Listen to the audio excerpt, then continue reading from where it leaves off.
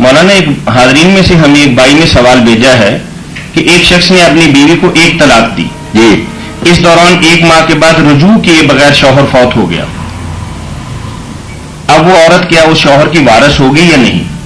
قرآن و سنت کی روشنی کے اندر وضاحت فرمائیں. نے طلاق دے دی؟ جی کب دی طلاق؟ یعنی ایک طلاق دی، ابھی رجوع بھی نہیں ہوا، ابھی وقت باقی تھا کہ میاں انتقال کر گئے. انتقال کر یعنی عدت کے اندر ہی موت ہو. جی عدت کے اندر ہی رجعی طلاق، یہ وارث ہے اس کی، بالکل اس کی میراث سے حصہ لے گی.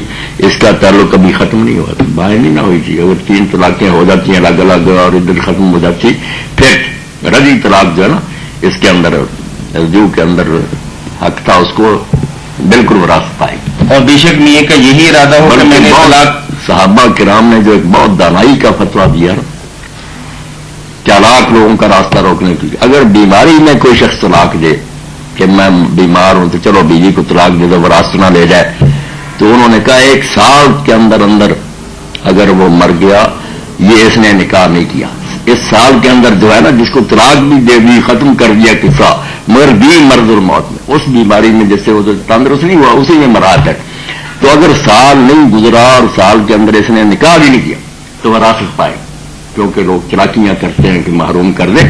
یہ بہت اعلیٰ فتویٰ انہوں نے دیا کہ اس کی نیت کے الٹ کرو کہ تم چاہتے ہو کہ اس بیچاری کو وراثت سے محروم کرو. تمہاری طلاق کے بعد بھی اگر سال نہیں ہوا طلاق ہوئی کو اور ابھی اس نے کسی اور مرد سے نکاح بھی نہیں کیا بیٹھی ہے، تمہاری موت ہوگی تو وراثت لے گی. جزاک اللہ.